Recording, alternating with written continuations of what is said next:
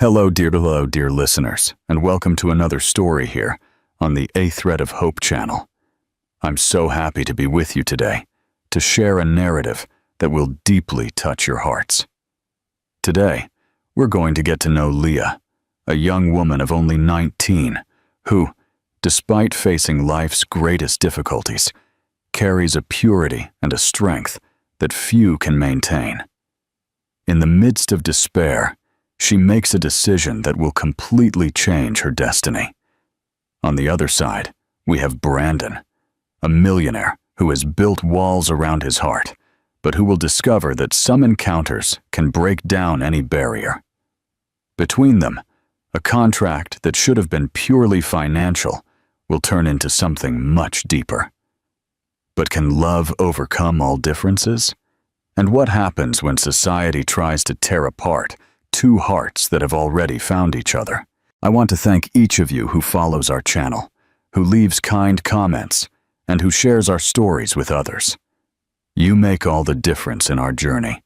And if you're not yet part of our family, subscribe to the channel now and hit the bell icon so you don't miss any of the next stories we've prepared, especially for you.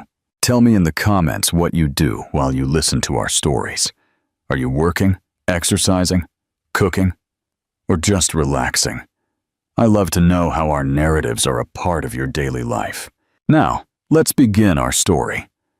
Prepare your heart, because this journey promises to be emotional from the very first moment. In Charlotte, on a cold morning in July, Leah woke up to the insistent sound of someone knocking on the door. She knew exactly what that meant. The owner of the small room she rented was there once again to collect the overdue rent. At 19, she had already been through so many hardships. It seemed like she had lived a whole lifetime. An orphan since she was 14, when she lost her parents in a car accident, Leah had to learn to fend for herself very early. With no close relatives to help, she ended up in a shelter until she turned 18. When she left, full of dreams and hope, she thought she would finally be able to build a decent life for herself. But reality was much harsher than she imagined. The job at the downtown diner barely covered the rent for the tiny room she lived in. It was a space so small it could barely fit a twin bed, an old wardrobe, and a small table where she ate her meals. The bathroom was shared with other tenants in the boarding house, and often didn't have hot water. Even so, Leah always kept everything clean and organized. She had learned as a child that dignity didn't depend on the size of a house or the amount of money in her pocket. It depended on how a person carried themselves in the face of hardship. And she always tried to hold her head high, even when everything seemed to be falling apart around her. On that particular morning, as she listened to the knocking, she knew that once again she would have to face the reality of not having money to pay her bills. When Mr. Jenkins knocked for the third time, Leah finally got up and went to answer. She knew she couldn't pay the rent. The money she earned at the diner barely covered food, and even then, she spent some days eating only bread and butter. "Leah, you know why I'm here," Mr. Jenkins said, in a more serious tone than usual. He was a man in his 60s, with gray hair, who was usually understanding of tenants in difficulty, but this time was different. "It's already 3 months overdue. I understand your situation, but I have bills to pay too. If you don't bring me at least half of what you owe by Friday, I'll have to ask you to leave." His words fell like a bucket of cold water on Leah. She felt her legs tremble, and for a moment thought she was going to faint. The possibility of being on the street was something that haunted her every night. "Please, Mr. Jenkins, give me 1 more week. I'm trying to get more work. Maybe some cleaning on the weekends." Leah spoke with a choked voice, trying to hold back the tears that insisted on welling up. She knew crying wouldn't solve anything, but it was hard to keep her composure in the face of another desperate situation. Mr. Jenkins looked at her with pity, but shook his head. "Leah, I've already given you several chances. This time I'm serious. Friday is the limit." After he left, Leah collapsed on the bed and finally let the tears flow. She felt completely lost, not knowing where to go or what to do. The idea of returning to the streets terrified her. She had seen other girls her age in similar situations and knew that the paths that opened up for them were rarely dignified. The fear of having to submit to degrading situations to survive made her stomach churn. For the rest of the morning, Leah tried to focus on her chores. She washed the few clothes she had, tidied her room, and made some weak tea to try to calm her nerves. As she stirred the warm drink in her chipped mug, she reflected on her life. She had always been a studious, dreamy girl. She wanted to go to college, maybe become a teacher or a nurse. Professions that would allow her to help other people. But when her parents died, all those dreams had to be stored in a deep drawer of her heart. Reality demanded that she work to survive, and there was no time or money to study. Even so, Leah never completely lost hope. She believed that one day things would get better, that she would be able to get out of her situation. But at that moment, with the threat of eviction hanging over her head, it was hard to maintain that faith. The tears flowed down her face again as she thought about how unfair life had been to her. In the afternoon, when she arrived at the diner for another day of work, Leah was visibly dejected. Mrs. Rose, the owner of the establishment, a woman in her 50s with a huge heart, immediately noticed something was wrong. "What happened, my dear? You look terrible," Mrs. Rose asked while tying her apron. Leah hesitated for a moment, but decided to tell her everything. Mrs. Rose listened attentively, shaking her head with concern. "Oh, my dear, if I could help you more, I would. But you know how hard it is here, too." It was true. The diner, which used to be packed at lunchtime, now only received a few loyal customers. The economic downturn was affecting everyone, and Mrs. Rose had already mentioned that she might have to reduce operating hours. The situation was difficult for everyone, not just for Leah. At the end of her shift, as Leah was wiping down the tables and getting ready to leave, Mrs. Rose approached with an old newspaper in her hands.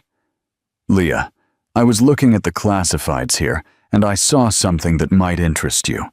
I'm not sure what it's about, but it's offering a very good amount." She showed her a small ad in the corner of the page. It was discreet, almost unnoticeable among so many others. Seeking healthy young woman, between 18 and 25 years old, for a well-compensated medical procedure. Absolute confidentiality. Interested parties should apply at St. Raphael's Clinic, Elm Street 234, from 2 p.m. to 5 p.m. Leah read the ad several times, frowning. It was too vague. It didn't explain exactly what it was about. But the amount mentioned caught her attention. It was 10 times more than she earned in a month at the diner. Her heart raced just thinking about the possibility of earning so much money at once. "Mrs. Rose, do you think it could be something serious?" Leah asked, still looking at the paper. Mrs. Rose shrugged. "I don't know, honey. It could be medical research, drug testing, those things that labs do, or it could be nonsense. But if I were you, I would at least go take a look. What do you have to lose?" It was a good question. Leah really didn't have much to lose at that moment. She was desperate, out of options. And any possibility of earning honest money deserved at least to be investigated. "You're right. I'll go there tomorrow and check it out," Leah decided, folding the newspaper and putting it in her bag. As she walked home down the dark street, she felt a mixture of hope and apprehension. She didn't know what awaited her the next day, but something inside her told her that her life was about to change completely. The mysterious ad could be the answer to all her problems, or it could just be another disappointment in a life already full of them. What do you think Leah will find at the clinic?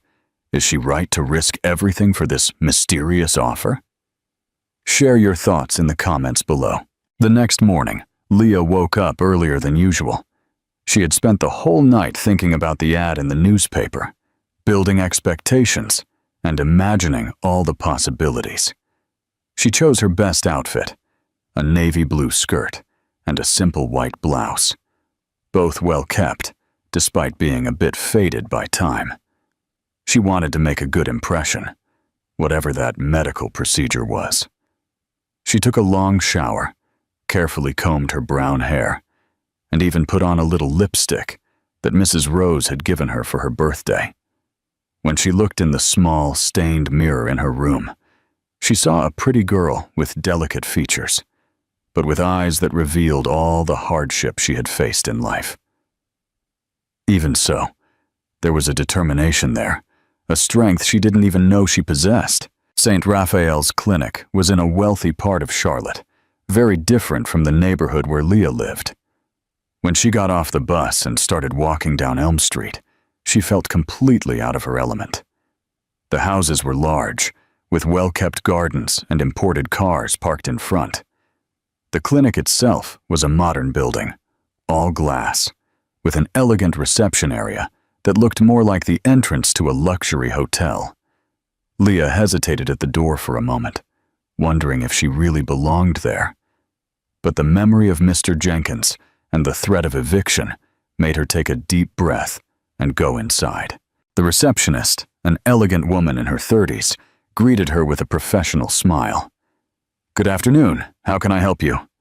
Leah showed her the ad from the newspaper, and the woman's demeanor immediately changed, becoming more serious. "Ah, yes. You're here about the procedure. Please wait a moment." While she waited in a comfortable armchair in the waiting room, Leah observed the environment around her. Everything was very clean, very organized, very different from anywhere she frequented. There were expensive magazines on the coffee table, paintings on the walls, and soft music playing in the background. She began to wonder once again what exactly that medical procedure would be. Her hands were sweating, and she rubbed them nervously on her skirt. After about 20 minutes, a tall woman in a dark suit with her hair in a perfect bun appeared at the reception desk. "Leah," she stood up immediately. "That's me." The woman approached and held out her hand. "My name is Helen. I'm a lawyer. Would you please come with me?" Leah followed her down an elegant corridor to a meeting room. There, sitting in a leather chair, was a man who made her heart race instantly. Brandon was 35 years old, with well-cut dark hair, penetrating eyes, and a presence that exuded authority. He wore an expensive suit and a watch that probably cost more than Leah earned in several years, and he had a presence that completely dominated the room. When she came in, he looked her up and down, not in an invasive way, but like someone who was assessing something important. "Please have a seat," he said in a deep, controlled voice. Leah sat in the chair he indicated, trying to maintain her composure, but feeling small in the presence of that imposing man. Helen positioned herself next to Brandon and opened a folder full of documents. "Leah, before we start our conversation, I need you to sign a confidentiality agreement. Everything that is discussed here cannot be mentioned to anyone, regardless of whether you accept our proposal or not." Leah took the paper and read it quickly. There were many complicated words, but the essence was clear. She couldn't talk about it with anyone. After she signed the document, Brandon leaned forward and looked her directly in the eyes. "Leah, I'm going to be direct with you. I need a surrogate. I want to have a child, but I have no intention of getting married or having romantic relationships. I'm looking for a healthy young woman who can carry my heir through artificial medical procedures." His words took her completely by surprise. For a moment, she couldn't process what she was hearing. A surrogate? Was this what it was about? "I understand this is an unusual proposal," Brandon continued, "but I'm willing to compensate you very well financially. You would receive an amount throughout the pregnancy, full medical coverage, a place to live, food, everything you need. And in the end, an amount that would allow you to start a new life. Helen opened the folder and showed her a paper with numbers. When Leah saw the total amount, she almost fainted. It was more money than she could save in 10 years of working at the diner. "I know it's a lot of information to process," Helen said in a softer tone. "But we want you to understand exactly what this is about.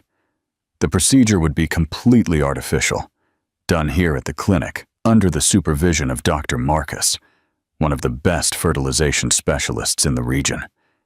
You would have no physical contact with Mr. Brandon, other than what is necessary for medical exams. After the child is born, you would hand over the baby and move on with your life. Obviously, this would be a legal contract, with all the guarantees for both parties." Leah felt her head spinning. It was a proposal she had never imagined receiving. While the amount of money solved all her problems, the idea of carrying a stranger's child and then giving it up was something that deeply affected her feelings. "May I ask why you don't want to get married or adopt a child?" she managed to say, surprised by her own courage to ask. Brandon was silent for a moment, and Leah noticed a shadow pass through his eyes. "Those are personal matters," he replied coldly. "The important thing is that you understand this would be a strictly professional agreement. There would be no emotional involvement from either party. You would be well cared for during the pregnancy, but when the child is born, our paths would separate for good." The harshness of his words made Leah shiver. It was obvious that this man had built high walls around himself, and she wondered what kind of pain had made him so cold. Helen continued explaining the details of the contract, the medical exams Leah would have to undergo, the monitoring during the pregnancy, and the rules she would have to follow. It was a lot of information, but the young woman tried to absorb it all, even with her heart racing and her mind confused. "You don't have to decide now," Brandon said, getting up from the chair. "Take these documents home, read them carefully, think it over. If you decide to accept, contact us in the next 3 days. If not, just discard the papers and go on with your life as if this conversation never happened." He handed her a sealed envelope. "Inside is a copy of the contract and all the financial details. But remember, all of this is absolutely confidential." Leah took the envelope with trembling hands. She was so nervous she could barely speak. "Thank you for the opportunity," she murmured. Helen escorted her to the exit, and when Leah found herself on the street again, she felt as if she had just woken up from a very strange dream. She walked toward the bus stop with the envelope clutched to her chest, still trying to believe what had just happened. Her simple, predictable life had just been turned upside down by a proposal that could change everything. What do you think is behind Brandon's coldness, and why did he choose Leah specifically? And how would you feel if you were in Leah's position? Share your thoughts in the comments below. Leah spent the next 3 days on an emotional roller coaster. She read the contract over and over, trying to understand all the clauses and implications. The money offered was truly an amount that would change her life completely. She could pay off all her debts, take a course, maybe even start a small business of her own. But the idea of carrying a stranger's child and then giving it up deeply affected her. She talked to herself for hours, weighing the pros and cons. On the evening of the 3rd day, when Mr. Jenkins appeared again demanding the rent with an unfriendly look, Leah made her decision. She called the number Helen had given her and scheduled a meeting for the next day. When she hung up the phone, she felt a mixture of relief and terror. She was about to embark on a journey she didn't know where it would lead. At the next meeting, Helen greeted her with a warmer smile. "I'm glad you decided to accept our proposal, Leah. I'm sure it will be a positive experience for everyone involved." They spent more than 2 hours reviewing every point of the contract. Leah would have to move into an apartment Brandon would provide, undergo regular medical exams, follow a specific diet, and avoid any situation that could harm a future pregnancy. In return, she would receive a generous monthly allowance in addition to the final amount after the baby's birth. When she finally signed all the papers, Leah felt as if she were signing a pact that would change her life forever. Helen handed her the keys to an apartment and a credit card for her expenses. Dr. Marcus is expecting you tomorrow at 2 p.m. for the first exams. From now on, you are our responsibility.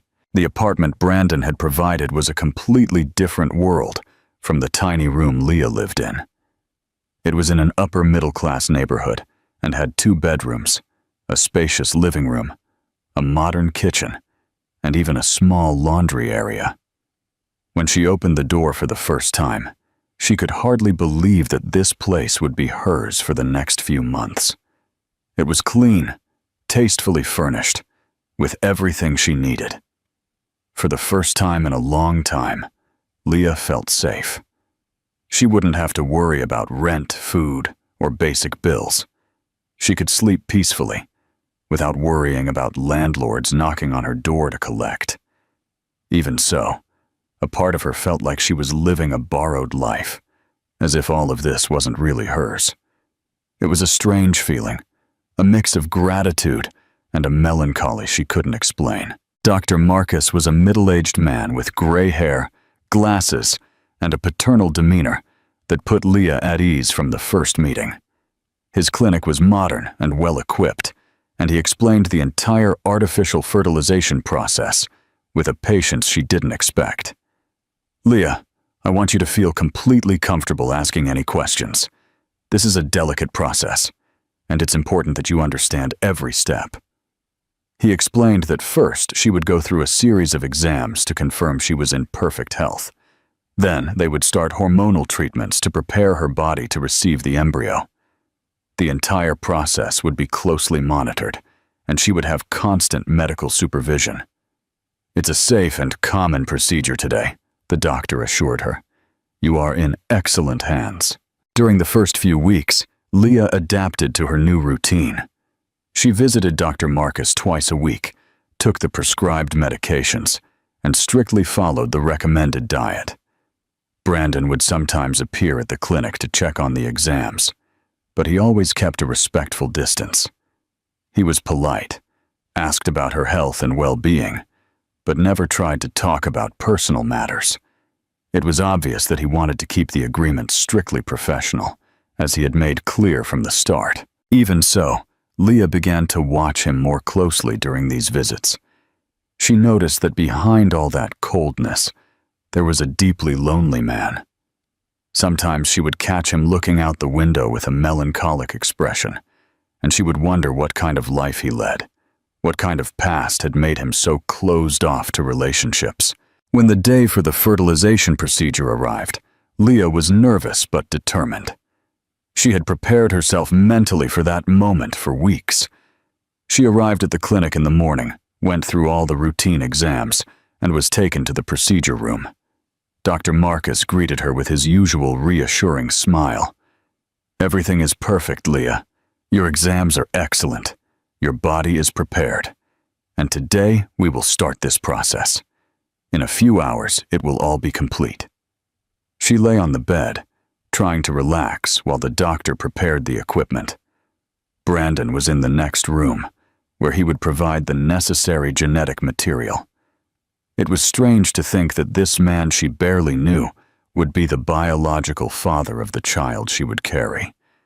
But she tried not to think too much about it, focusing only on the medical and professional aspects of the situation. It was then that things started to go wrong. Dr. Marcus was preparing the fertilization equipment when something started making a strange noise. He frowned, tried a few adjustments, but the noise persisted. What an unfortunate situation, he murmured, adjusting the controls. After a few minutes of trying to solve the problem, he left the room and returned with a worried expression. Leah, we have a technical problem. The equipment has a failure in the cooling system, and that compromises the entire process. I'm going to have to cancel the procedure for today." Leah felt a mixture of relief and disappointment. She had prepared so much psychologically for that moment that canceling now felt like a frustrating anticlimax. "When can we reschedule, doctor?" "That's the problem," he replied, scratching his head. "This equipment will need specialized maintenance. It could take 2 or 3 weeks to get the replacement parts." Dr. Marcus left to talk to Brandon about the situation, and Leah heard raised voices coming from the next room. She couldn't understand exactly what they were saying, but it was obvious that Brandon was not at all happy with the unexpected problem. After a conversation that seemed to last an eternity, Dr. Marcus returned to the room where she was waiting, accompanied by Brandon. The expression on both of their faces was serious. "Leah," the doctor began, "we have a delicate situation. Mr. Brandon has travel commitments that make it impossible to reschedule the procedure for the next few weeks. And there is a specific window in your hormonal cycle that, if we miss it, will require us to start the entire treatment from scratch." She looked from one to the other, trying to understand where this was going. "There is an alternative," Dr. Marcus continued, obviously uncomfortable. "But it's an alternative that requires a very mature decision from both parties." "What alternative?" Leah asked, her heart racing. Dr. Marcus exchanged a look with Brandon before answering. "The procedure can be done in a natural way, without equipment. It's less common today, but it's equally effective from a medical standpoint. Obviously, this would completely change the nature of the procedure. It would no longer be something totally impersonal." Leah felt her face flush completely. She was understanding exactly what the doctor was suggesting. She looked at Brandon, who maintained a neutral expression, but she could see a tension in his eyes.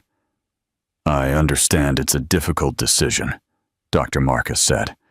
"You don't have to decide now. You can go home, think about it carefully, and give me an answer tomorrow. But I have to be honest.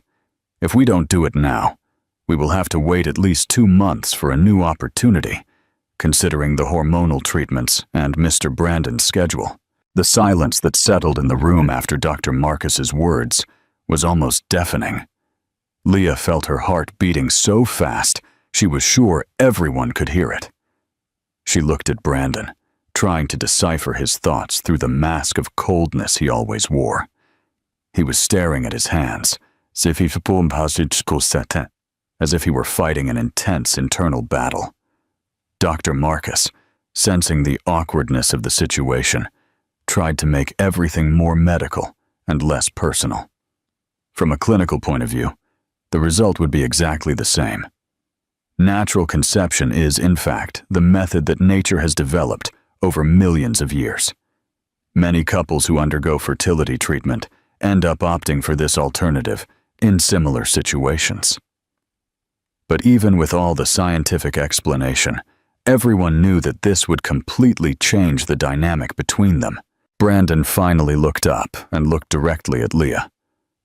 "The decision is yours," he said in a lower voice than usual. "I will perfectly understand if you want to give up. I can cancel my trip and we can wait until the equipment is repaired."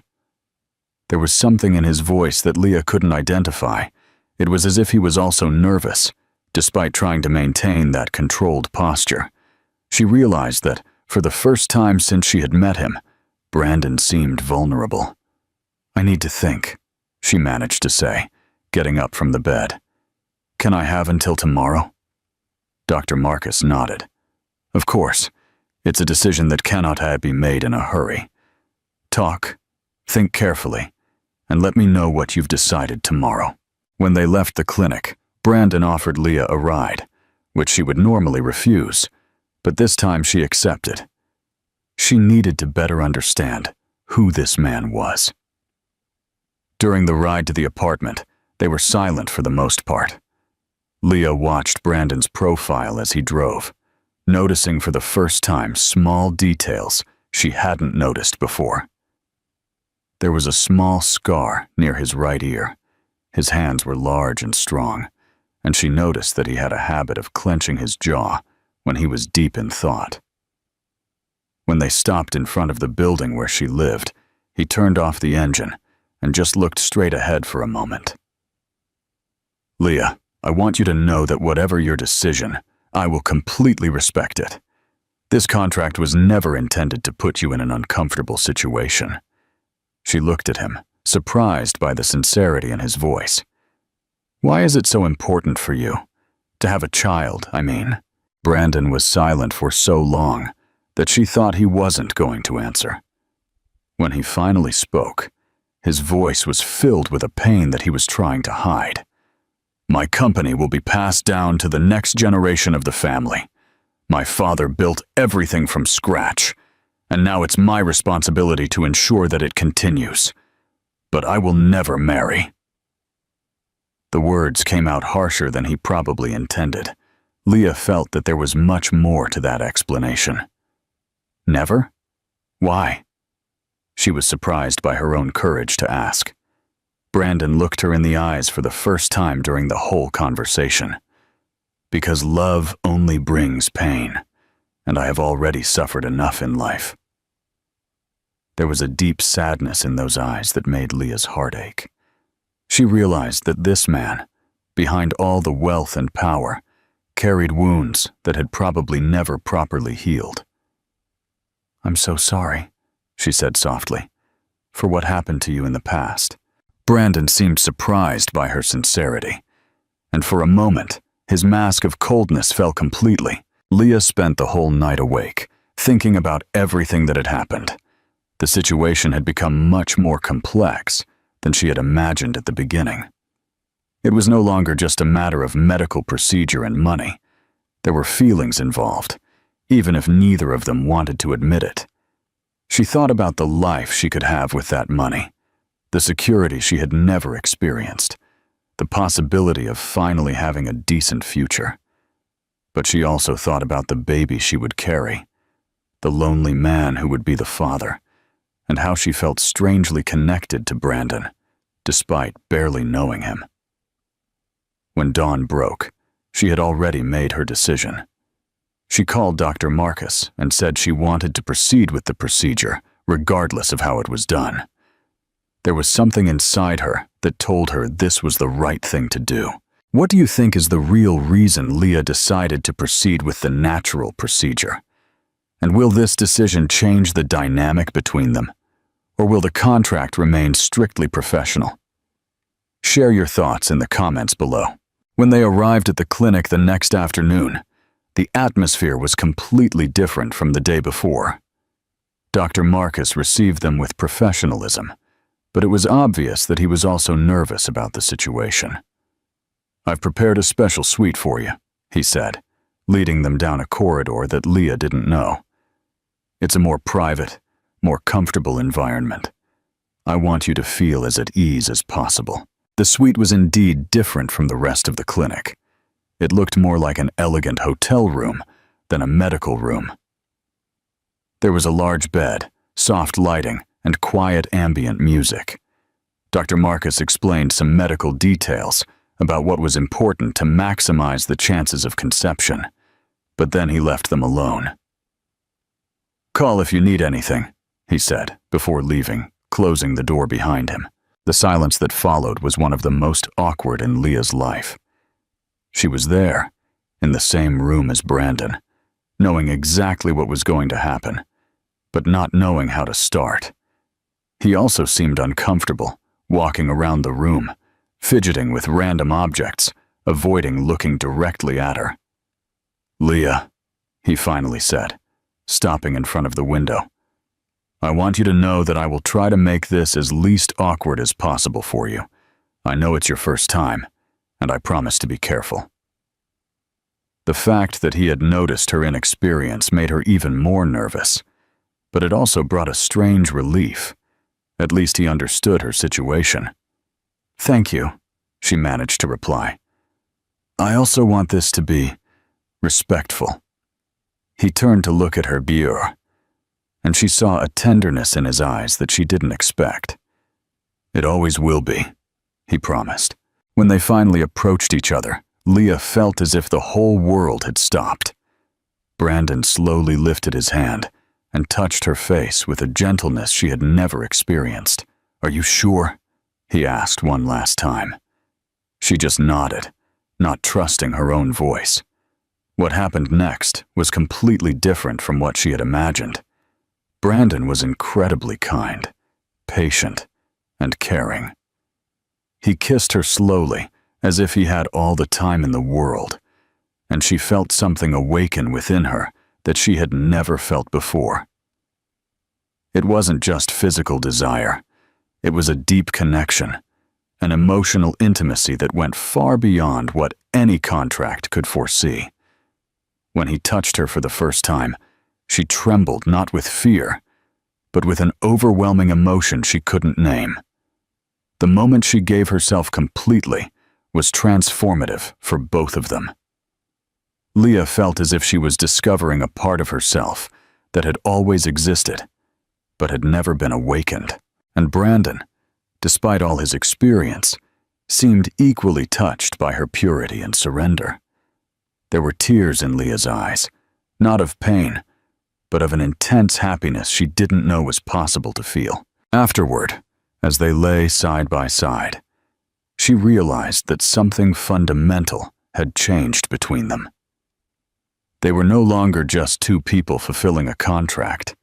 They were two souls who had connected in a way that neither expected. Brandon looked at her with an expression she had never seen before, as if he were seeing her for the first time. "And maybe he was, Leah," he murmured, stroking her hair. "You are extraordinary." In that moment, she knew that her life would never be the same again. In the weeks that followed that day at the clinic, both Leah and Brandon tried to return to their normal routines, but both knew that something had irreversibly changed between them. Leah continued to live in the apartment he had provided, undergoing follow-up exams with Dr. Marcus and strictly following all medical recommendations. Brandon maintained his work schedule, his business commitments, and his important meetings. But there was a tension in the air whenever they met at the clinic, an energy that neither of them knew how to handle. They would greet each other politely, exchange information about the medical exams, but avoided any more personal topics. It was as if both were trying to pretend that that intimate afternoon had never happened, even though they knew it was impossible to forget. When Dr. Marcus confirmed that Leah was pregnant, 3 weeks after the procedure, the news brought a complex mix of emotions for both of them. Leah felt a deep joy, mixed with an anxiety she couldn't explain. She was carrying Brandon's child, something that was supposed to be just a job, but that now felt much more significant. Brandon, in turn, showed a contained satisfaction when he received the news. But Leah noticed something different in his eyes. There was a genuine concern, a care that went beyond financial interest in the baby. "How are you feeling?" he asked her after Dr. Marcus left the room. It was the first personal question he had asked since that day. "Good," she replied, "a little nauseous in the morning, but the doctor said it's normal." He nodded, but continued to look at her as if he wanted to say something more and didn't know how. As the days passed, Brandon began to appear more frequently. At first, he always had a plausible excuse. He wanted to know about the exams, needed to discuss something with Dr. Marcus, had to review some detail of the contract with Helen. But Leah noticed that he was finding reasons to be around. Sometimes he would offer her a ride when she left the clinic. Other times, he would show up at the apartment with the excuse of checking if she needed anything. During these visits, they would talk about trivial things, the weather, the news, how she was adapting to the apartment. But there was a growing intimacy in these conversations, an ease that didn't exist before. Leah began to see beyond the cold mask Brandon always wore, and what she found was a man much more complex and vulnerable than she had imagined. One afternoon, when she was feeling particularly nauseous, Brandon appeared at the apartment and found her lying on the sofa, pale and visibly uncomfortable. Without hesitation, he went to the kitchen, made a cup of ginger tea that he said he had learned from his mother, and sat next to her as she drank it slowly. "My mother always did this when I was sick," he commented, watching her drink the tea. It was the first time he had mentioned his family in a personal way. She was an incredible woman. She took care of everyone, always knew exactly what to do in any situation. There was a deep longing in his voice, which made Leah realize that he had lost his mother. "She died when I was 25, Brandon continued, as if he had read her thoughts. "Cancer. It was very quick." Leah instinctively reached out and touched his hand. "I'm so sorry.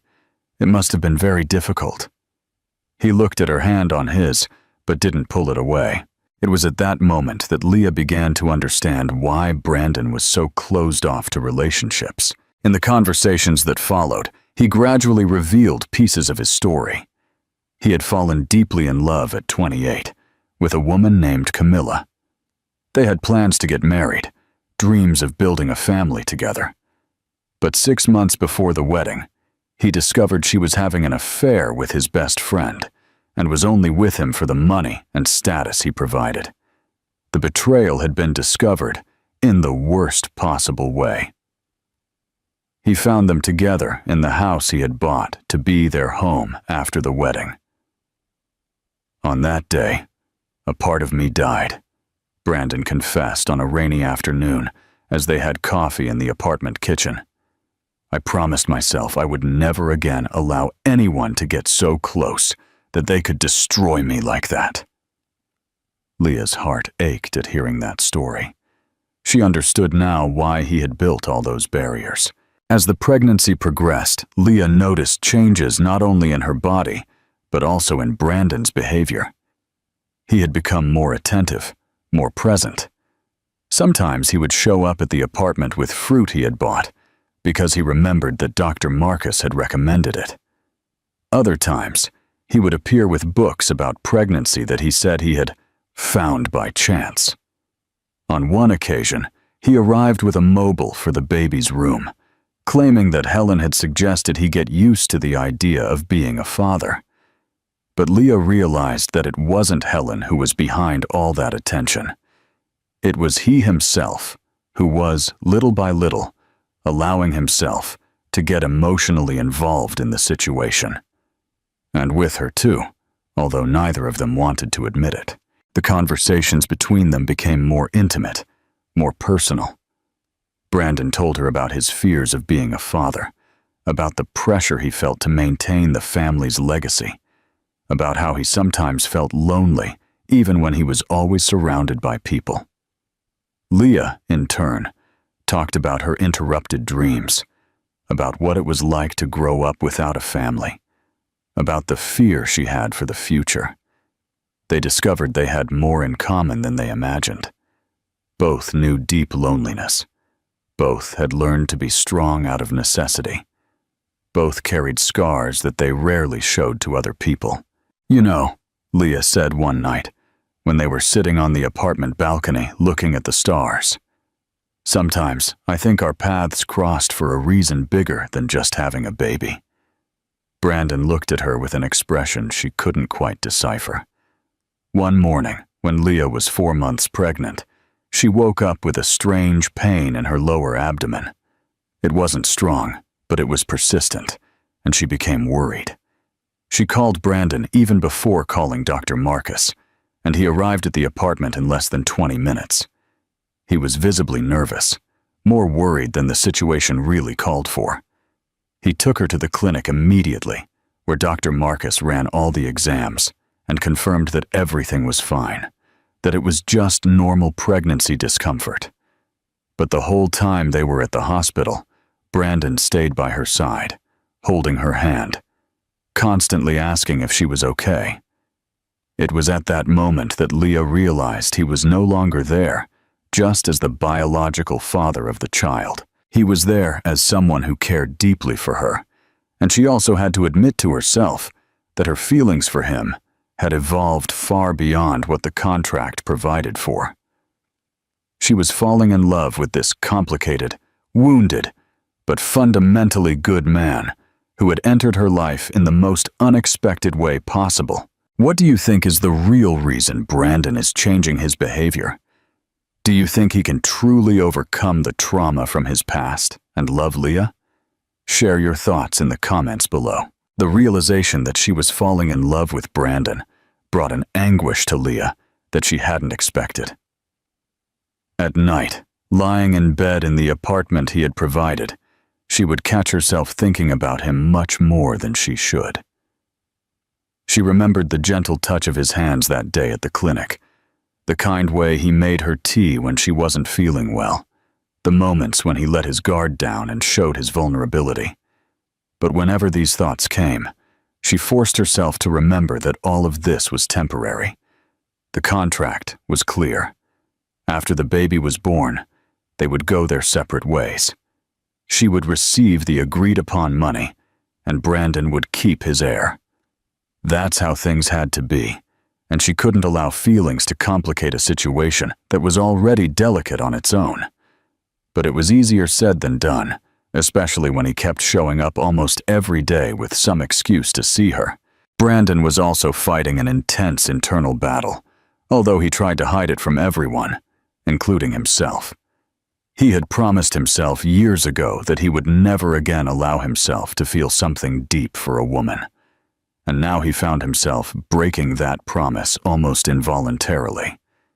He couldn't stop thinking about Leah. During work meetings, he would catch himself wondering how she was, if she wasn't feeling nauseous, if she was eating properly. When he came home at night, to the empty mansion that had been his refuge for so long, he felt a loneliness he hadn't experienced in years. It was as if Leah's presence in his life had illuminated dark corners he didn't even know existed. But every time he caught himself thinking like this, he forced himself to remember Camilla, the pain of the betrayal, how naive he had been to believe that someone could truly love him. Leah is different, a voice whispered inside his head. She's not here for the money, another part of him tried to argue, but the voice of reason, cold and calculating, always won. Everyone has a price. She's here for the money, exactly. The tension between them began to become palpable during their meetings at the clinic. Dr. Marcus, who was following the whole situation closely, realized that something had changed in the dynamic between his patients. They were still polite to each other, but there was an electricity in the air that hadn't existed at the beginning of the treatment. Sometimes he would catch them looking at each other when they thought no one was watching. Other times, he would notice how Brandon positioned himself protectively near Leah during exams. "You two need to be careful," Dr. Marcus said to Brandon in a private conversation after a consultation. "Situations like this can get emotionally complicated very quickly. It's important to stay focused on the main objective." Brandon assured him that everything was under control, but Dr. Marcus wasn't completely convinced. He knew human nature well enough to know that feelings rarely obeyed legal contracts. One night, when Leah was 5 months pregnant, Brandon showed up at the apartment later than usual. She was in the kitchen preparing a snack when she heard the key in the lock. She had given him a copy to use in emergencies, but he always knocked before entering. This time, he didn't knock. When she went to see what was happening, she found him sitting on the living room sofa with his head in his hands. There was something different about him, a vulnerability she had never seen before. "Brandon, what happened?" she asked, approaching him slowly. He looked up at her, and Leah saw that his eyes were red. "Today marks 7 years since my mother died," he said with a choked voice. "And for the first time in all these years, I didn't want to be alone." The confession took her completely by surprise.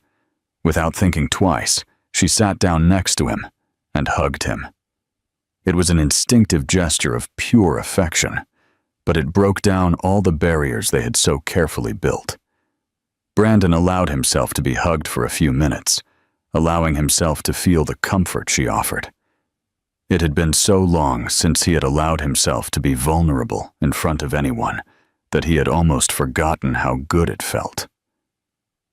"She would have liked you," he murmured against Leah's hair. My mother always said that I would find someone who would make me want to be a better person. I think she was right. Leah's heart raced with those words. It was the first time he had spoken about her in personal terms, that he had admitted he gained something other than professional interest.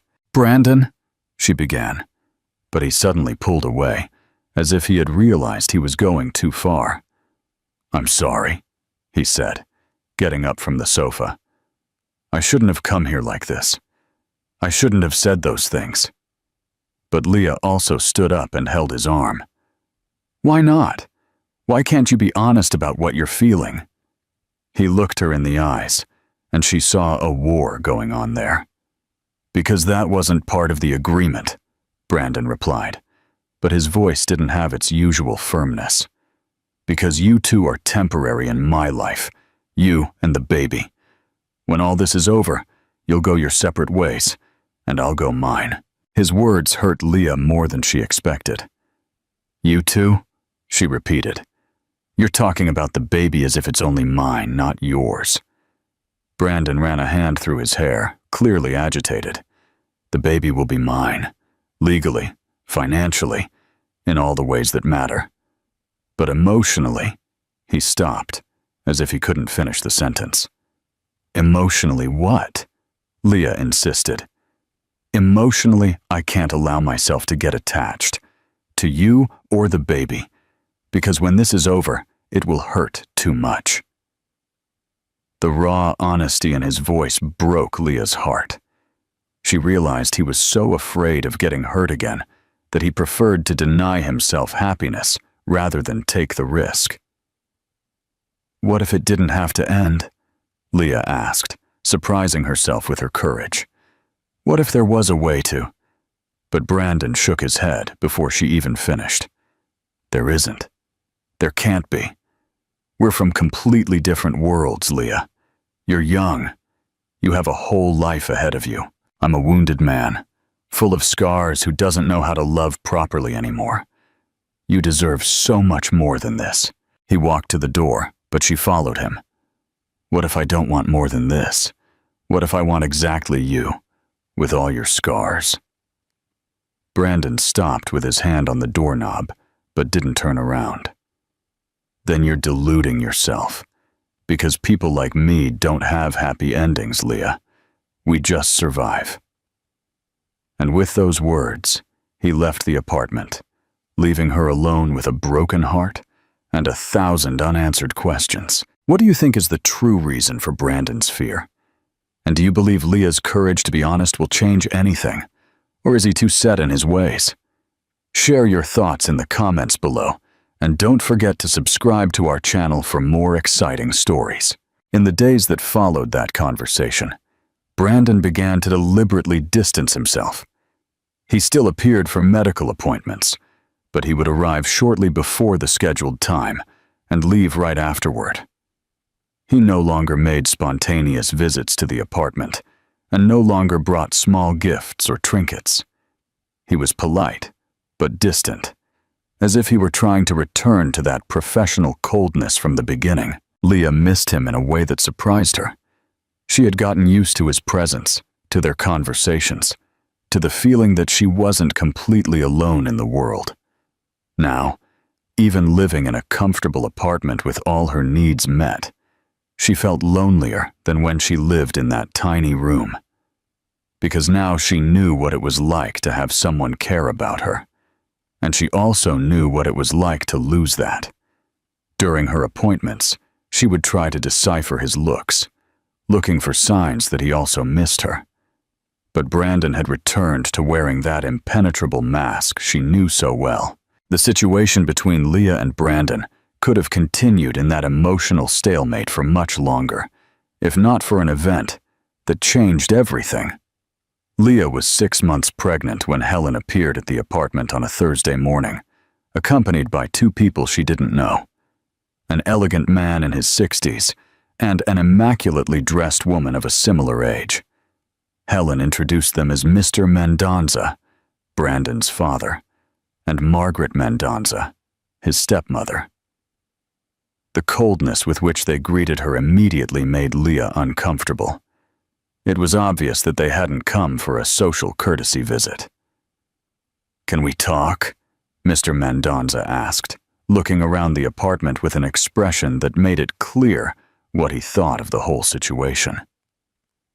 Leah invited them to sit in the living room, feeling her heart race. She had a bad feeling about that visit, especially because Brandon wasn't there. Mr. Mendonza got straight to the point, without beating around the bush or offering unnecessary pleasantries. "Miss Leah, I've come here because I'm worried about my son. Helen informed me that you've been meeting frequently, beyond what the contract stipulates, and that is not acceptable." His words fell like a bucket of cold water. Leah tried to maintain her composure, but felt like a child being scolded by a stern adult. "Mr. Mendonza, I don't understand what the problem is. Brandon is just checking to see if I'm okay, if I need anything for the pregnancy." Margaret let out a dry laugh. "Darling, we're not naive. We've known Brandon much longer than you have. We know when he's getting emotionally involved, and that cannot happen." Helen, who had remained silent until then, opened a folder and placed some papers on the coffee table. "Leah, they have some legitimate concerns that we need to discuss. My son went through a very painful romantic disappointment a few years ago," Mr. Mendonza continued, walking around the room as if he owned the place. "Since then, he has focused his energy on his work and the family business. This decision to have an heir was made in a rational, business-like way, exactly as it should be. But now I get the impression he's confusing things again." Leah felt a rage growing inside her. How dare they talk about Brandon as if he were a child, incapable of making his own decisions? "With all due respect, Mr. Mendonza, I think the person who should decide about Brandon's feelings is him himself." Margaret laughed again, this time with more disdain. "Oh, darling, you really think you understand the situation, don't you?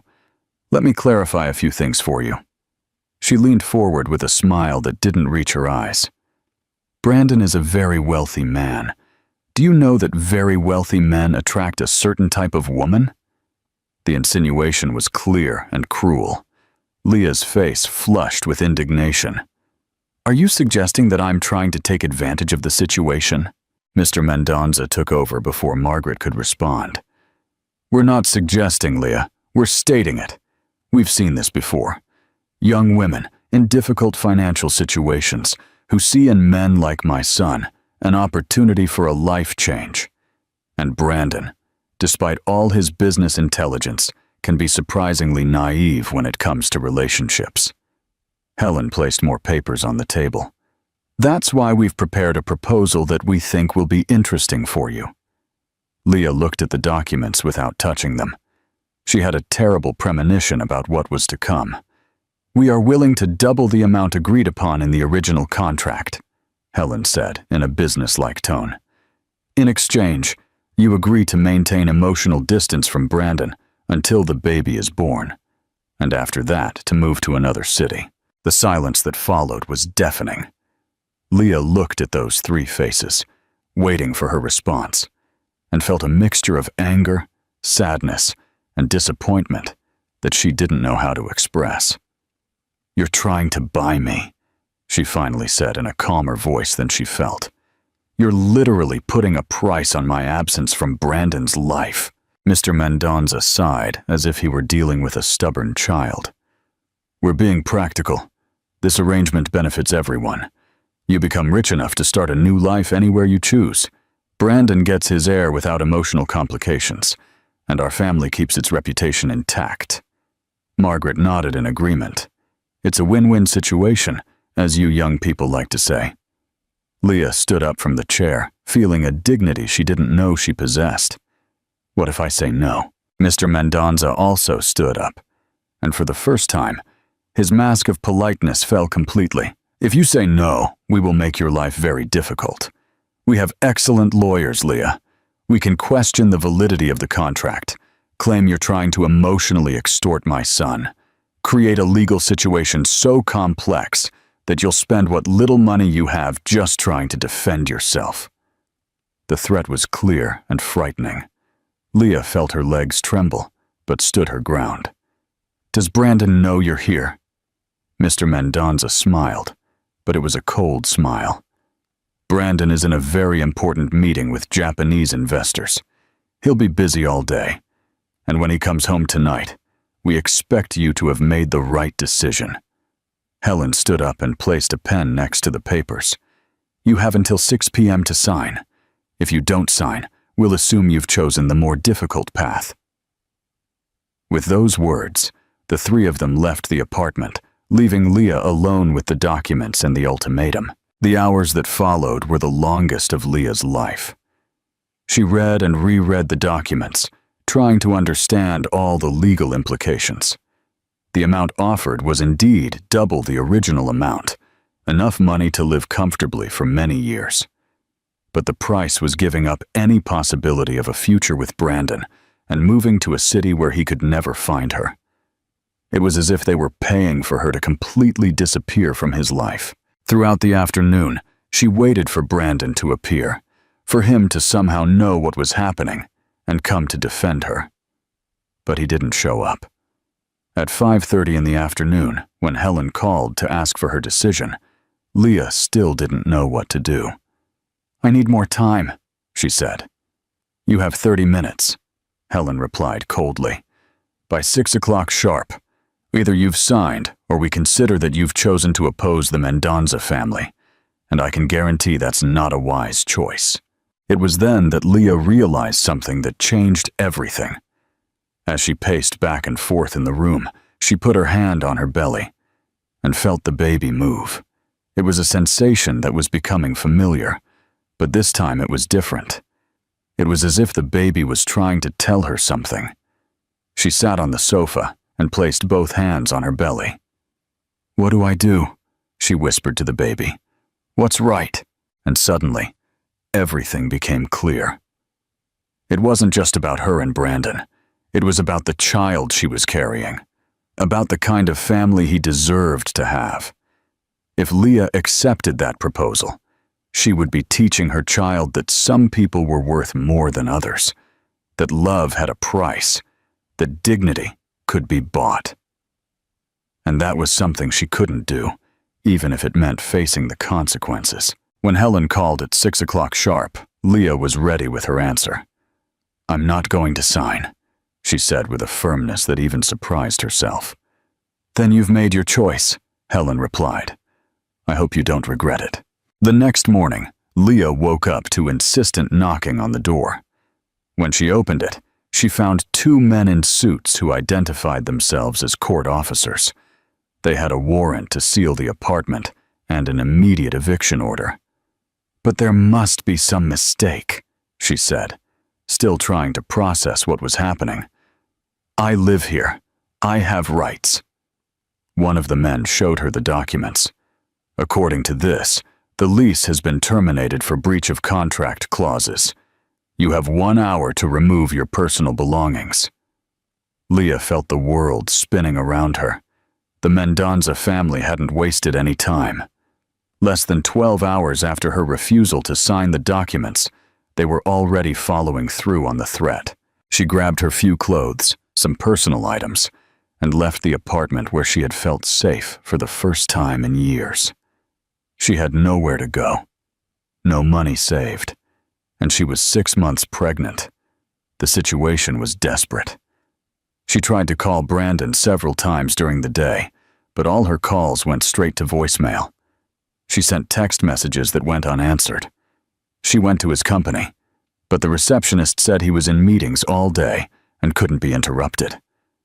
It was obvious that the family had made sure he wouldn't know what was happening, at least, not right away. Leah ended up going to the only person she could trust, Mrs. Rose.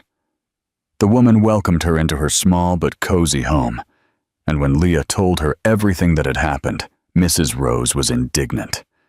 "What heartless people! To do that to a pregnant girl!" She insisted that Leah stay with her until she could get organized, but they both knew it was a temporary solution.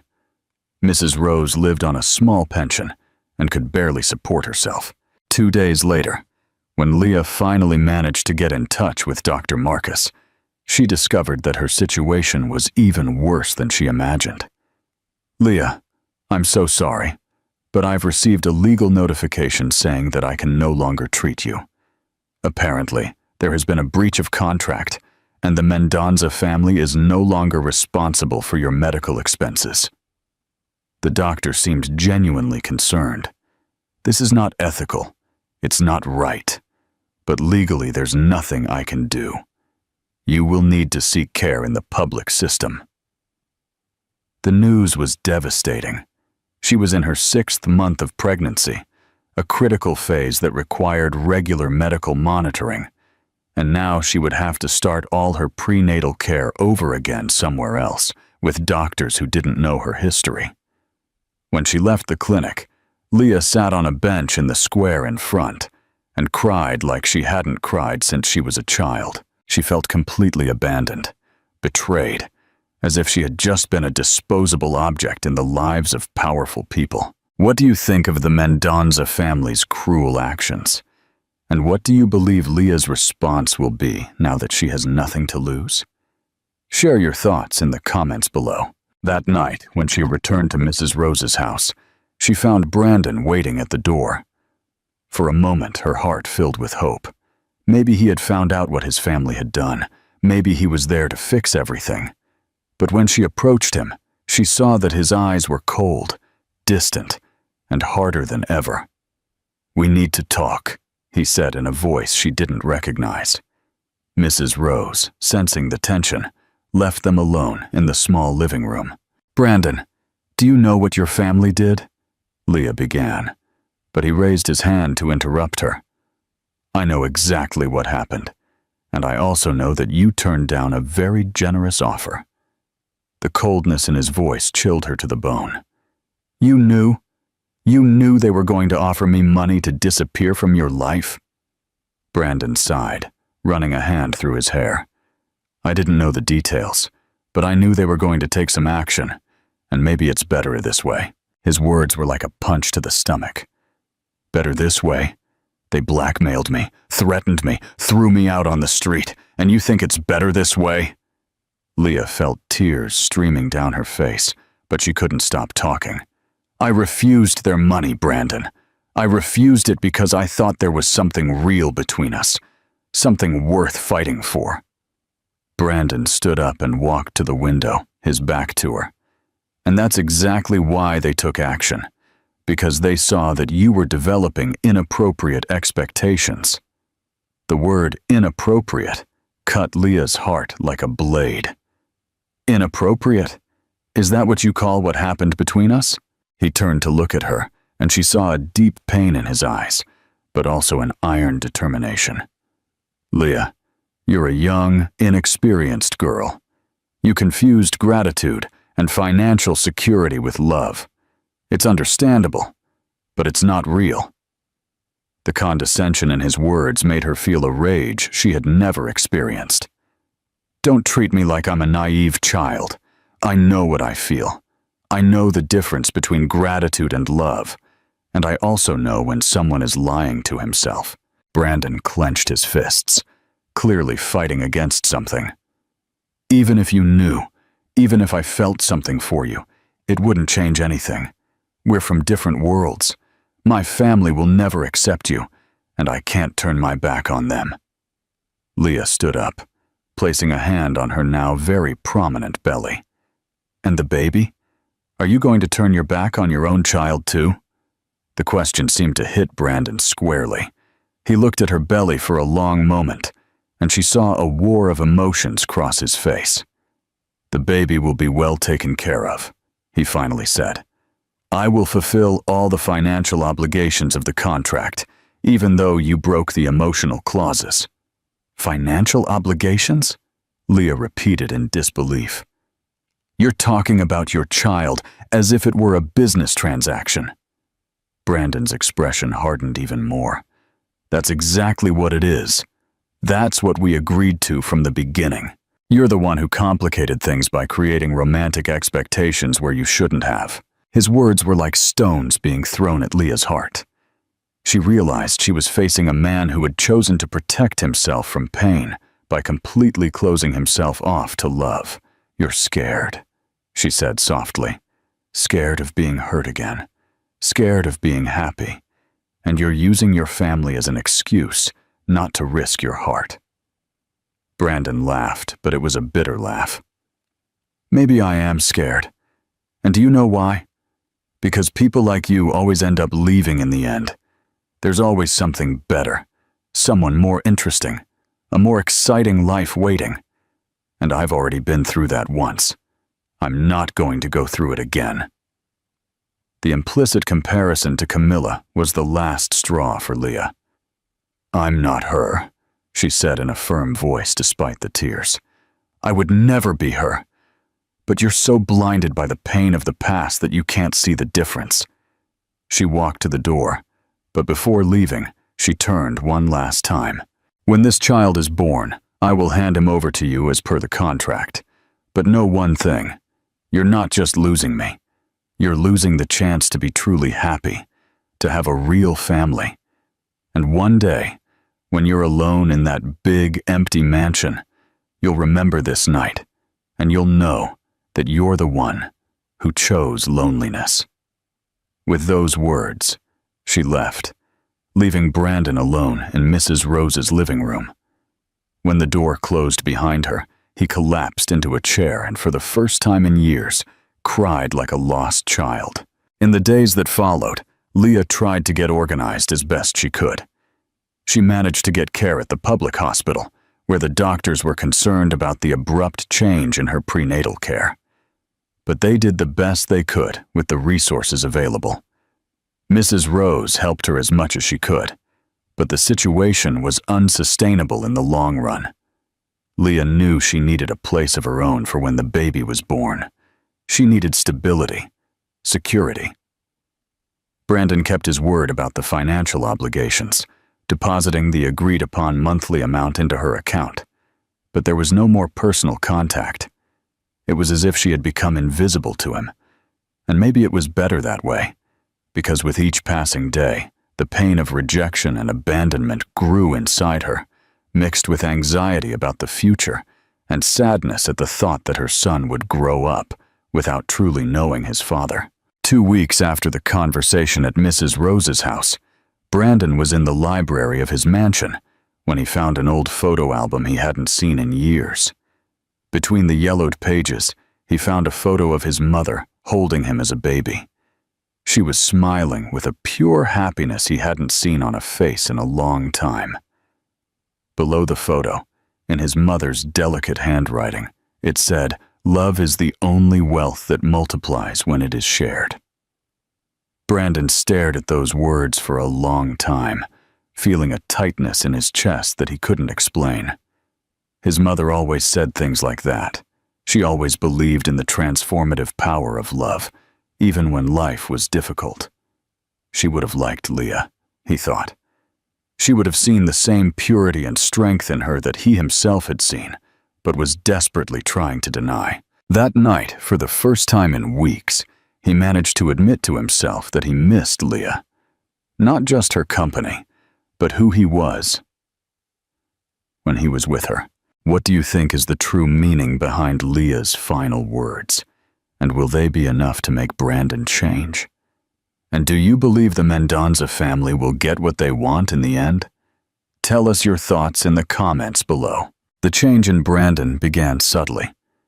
During work meetings, he would catch himself wondering how Leah was, if she was eating properly, if she wasn't having any difficulties.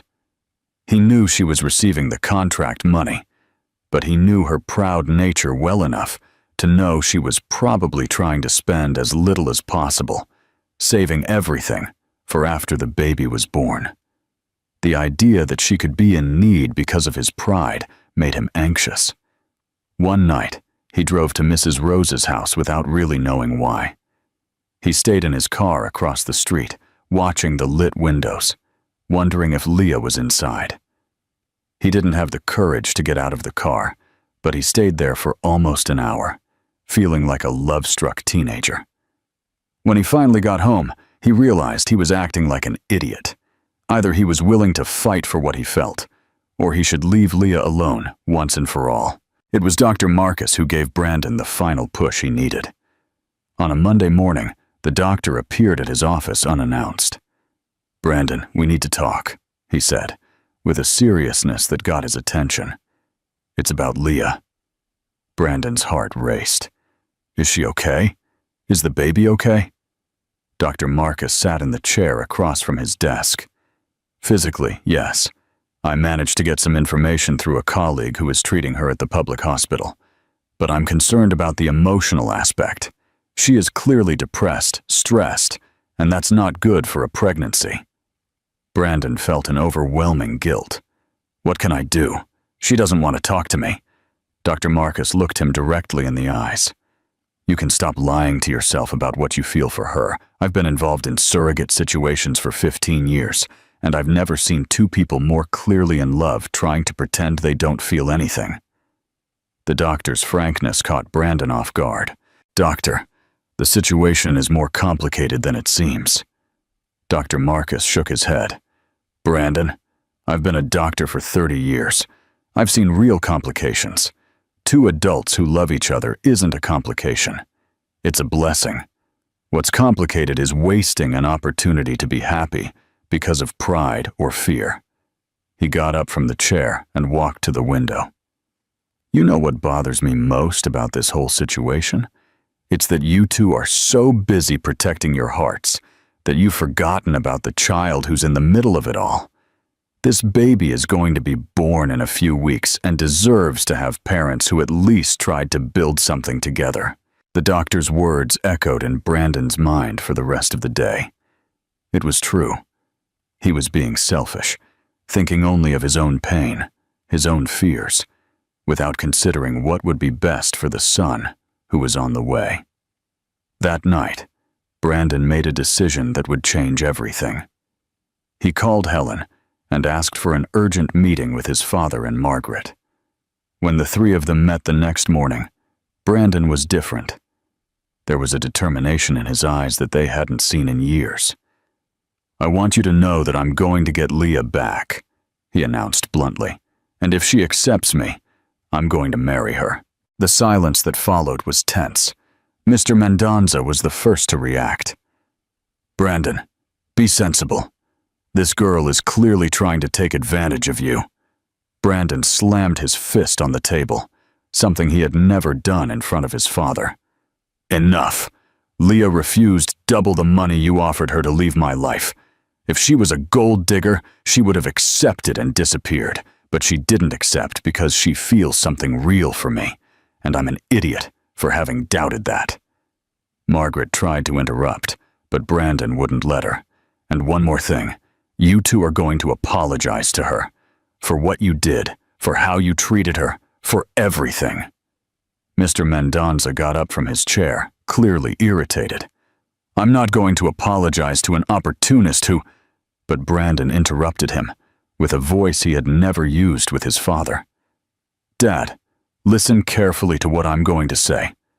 Leah is going to be the mother of my child, and if God wills it, my wife. You can accept this and try to build a respectful relationship with her, or you can continue with this attitude and lose contact with me and your grandson. The choice is yours." The firmness in Brandon's voice surprised everyone. It was the first time he had faced his family in this way, that he had put his own will above family expectations. Helen tried to mediate the situation. "Brandon, maybe we can find a middle ground." But he shook his head. "There is no middle ground here. Either you respect my choice, or we go our separate ways. I've wasted too much time trying to please everyone. Now, I'm going to do what's right for me and for my family." After the tense meeting with his family, Brandon drove directly to Mrs. Rose's house.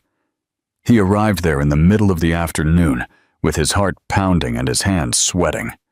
When Mrs. Rose answered the door, she looked at him with a mixture of surprise and suspicion. "What do you want here?" she asked bluntly. "I want to talk to Leah." "Please, Mrs. Rose, I know I have no right to ask for anything after what happened, but I need to talk to her." Mrs. Rose studied him for a moment. "She's not here," she finally said. "She's at the hospital." Brandon's world stopped. "At the hospital? What happened? Is the baby okay?" Mrs. Rose noticed the genuine desperation in his voice. "She started having contractions last night. The doctors said it's normal, that it's not time for the baby to be born yet, but they decided to admit her for observation." Without a second thought, Brandon asked for the name of the hospital and ran out. The whole way there, he prayed that everything was okay, that it wasn't too late to fix the mistakes he had made. When he arrived at the public hospital, Brandon felt completely out of his element. It was very different from the private clinic where Leah had been receiving care before. There were huge lines, people waiting to be seen, a constant buzz of voices and movements. He managed to find out what room Leah was in and ran up the stairs. When he reached the door of the room, he hesitated for a moment. What if she didn't want to see him? What if it was too late? He took a deep breath and knocked on the door.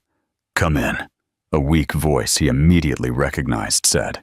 When he opened the door and saw Leah lying in the hospital bed, pale and visibly tired, he felt his heart break. She looked at him with surprise, but didn't say anything. "How are you?" he asked, approaching her slowly. "Is the baby okay?" Leah nodded slightly.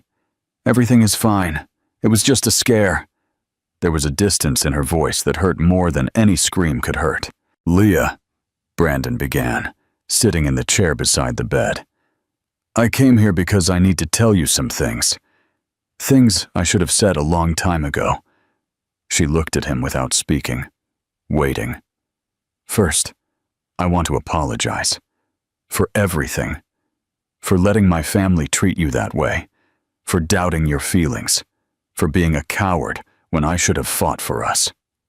The words came out in a rush, as if he was afraid she would interrupt him before he could say everything. "Second, I want you to know that I love you. I love your strength, your purity, your ability to see the good in people even when they don't deserve it.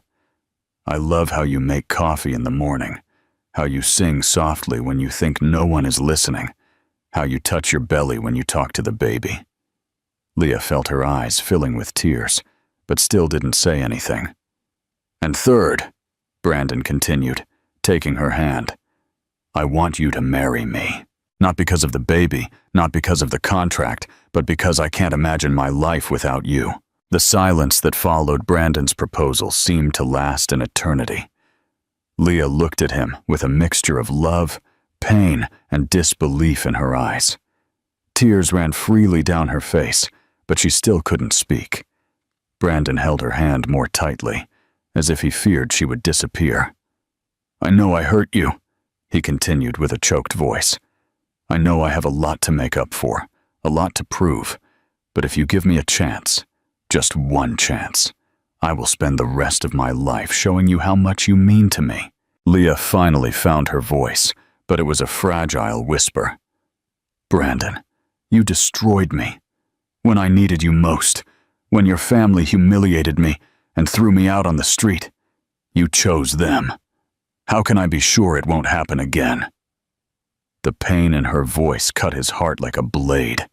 He knew he deserved every word, every question, every doubt she had.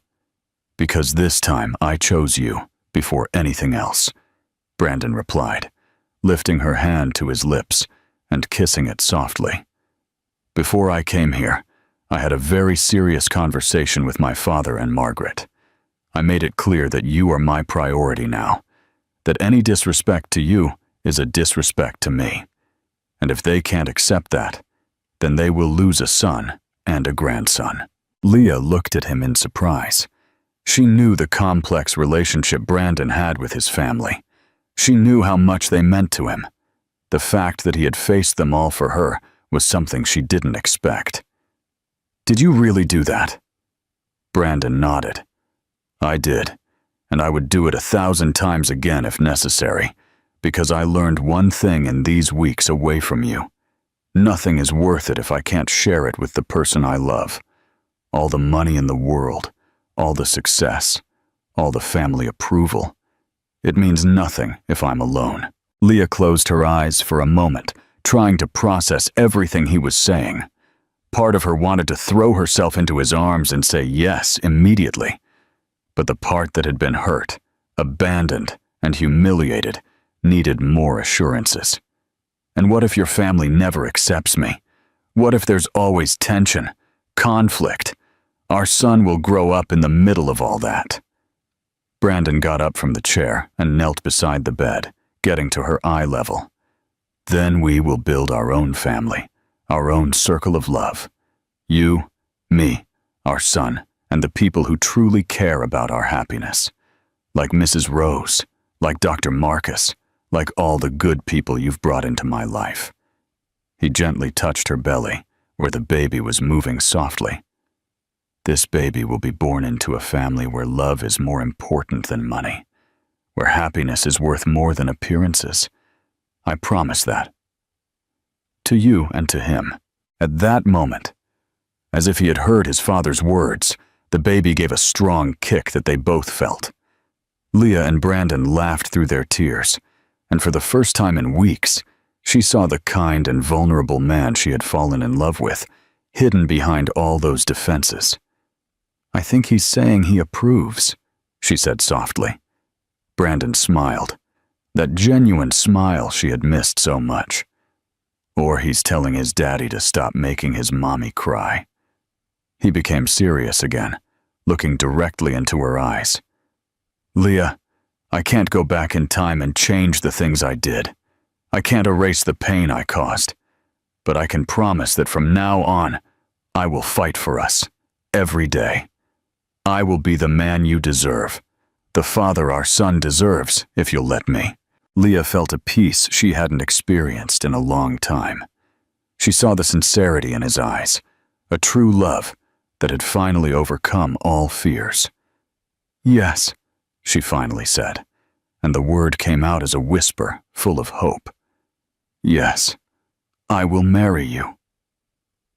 Brandon kissed her with infinite tenderness, as if she were the most precious thing in the world. It was a kiss full of promises, of forgiveness, of a future they could finally build together. When they parted, both were crying and laughing at the same time. I love you so much, Brandon murmured against her lips. And I love you too, Leah replied.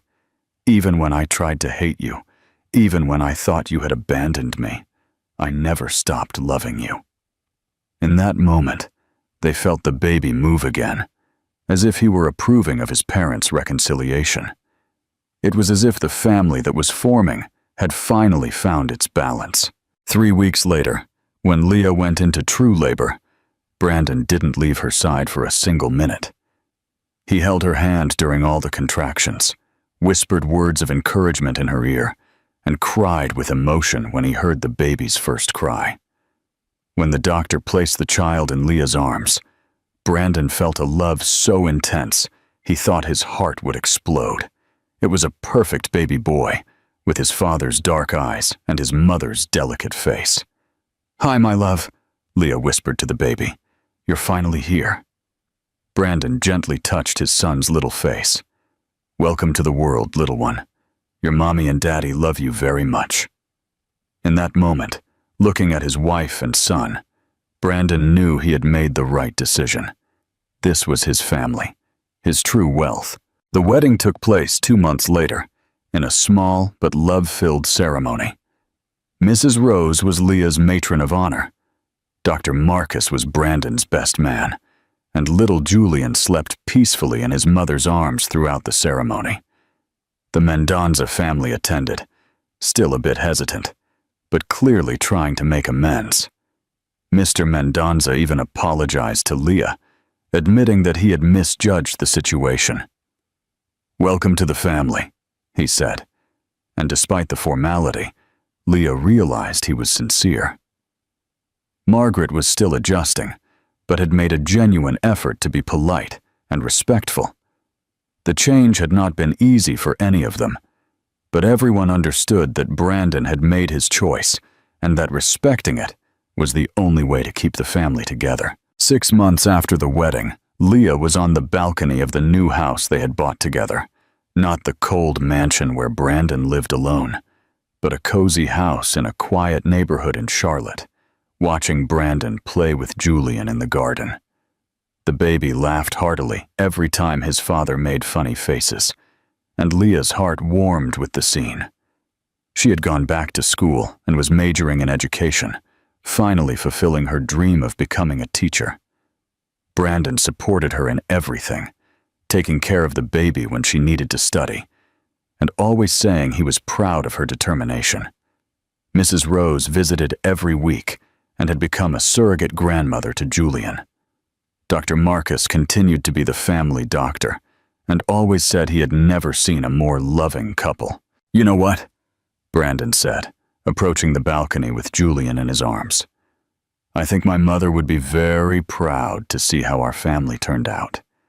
Leah smiled, hugging the two men in her life. "I'm sure she's watching from above and smiling down on us."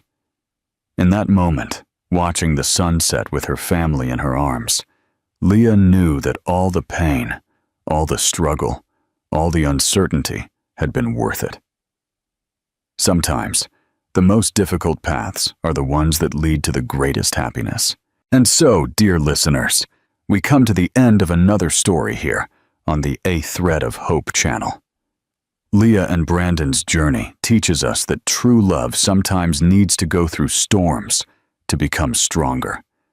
That the courage to fight for what we feel, even when everything seems lost, can transform our lives in ways we never imagined. Leah showed us that dignity has no price, that our inner strength is greater than any hardship. Brandon learned that the fear of being hurt cannot stop us from loving, and that sometimes we need to face our own demons to find happiness. Today, they form a beautiful family, built on the solid foundations of love, respect, and forgiveness. They proved that no matter where we come from or what obstacles we face, when two souls truly meet, the universe conspires to bring them together. If this story touched your heart, leave a like, subscribe to the channel, and share it with those you love. Comment below. Do you believe that love can overcome any obstacle? Until the next story, and remember, never lose hope. Love always finds a way. God bless you.